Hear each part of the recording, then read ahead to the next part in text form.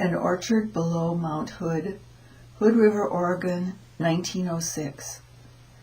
Suzanne K., age 8. Summer nights she sleeps on the porch.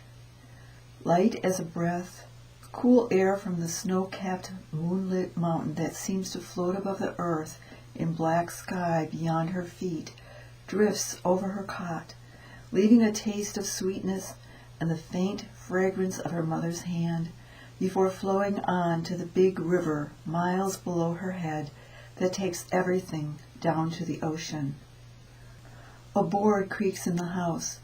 Her father, moving from room to room as if he could leave his grief somewhere. Today he changed her name. Helen she'd been for her mother, but in this year's flowering of the apple trees, beautiful, her mother said each year, but not something to wait for, she died. Did the baby kill her? Helen said. No, just an accident. I wish they could have let you see her. But they took her to Portland with a fever and she died. Now, he said at the supper table, the level sun hot through the window on the sides of their faces and on the framed drawings of the river highway, you'll be Suzanne. She gets up from the cot and stands in her nightgown, its gray washed almost white, a few glints from a dim house light catching in her hair, then, shivering a little, hugging her chest, steps down from the porch, soothed by the shock of the damp grass on her bare feet, and walks into the orchard. Helen, she says, Helen, under her breath.